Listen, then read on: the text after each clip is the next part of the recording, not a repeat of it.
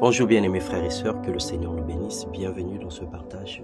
Bonne nouvelle semaine à tous. Seigneur Dieu, mon âme te bénit, mon esprit t'adore.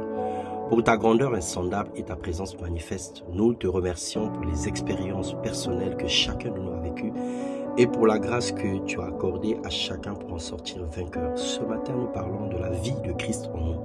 Selon Philippiens 2, le verset 1 au verset 4. N'avez-vous pas trouvé dans le Christ un réconfort, dans l'amour un encouragement, par l'Esprit une communion entre vous? N'avez-vous pas de l'affection et de la bonté les uns pour les autres?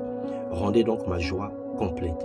Tendez à vivre en accord les uns avec les autres, et pour cela ayez le même amour, une même pensée, et tendez au même but. Ne faites donc rien par esprit de rivalité ou par un vain désir de vous mettre en avant. Bien-aimés dans le Seigneur, l'unité d'esprit et la conformité spirituelle sont des choses que le Seigneur loue dans la vie de ses enfants. C'est à cela qu'il nous a appelés à vivre ensemble, à manifester sa vie sur terre au travers de notre conduite, conformément à sa parole. Toujours dans le livre de Philippiens, le chapitre 3, le verset 15 et 16, nous tous qui sommes spirituellement adultes, c'est cette pensée qui doit nous diriger.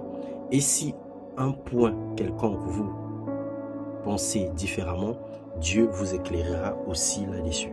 Seulement au point où nous sommes parvenus, continuons à marcher ensemble dans la même direction. La mauvaise compréhension de cette pensée nous mène à l'uniformité et détruit la diversité. Nous voulons tailler les autres sur mesure, nous voulons que tout se fasse comme chez nous, nous forçons les autres à faire comme nous, à vivre comme nous, nous désirons transformer ou dénaturer les autres en croyant que notre modèle est meilleur.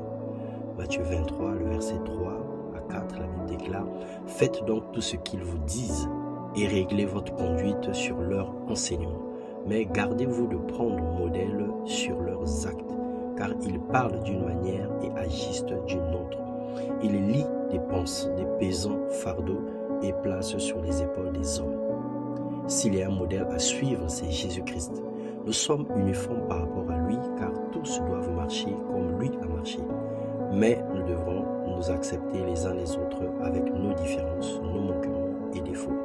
C'est cette attitude qui crée la diversité. Que Dieu nous façonne à son image et qu'il nous donne un cœur humble. En ce dernier trimestre de l'année, nous récoltons ce que nous avons sémé.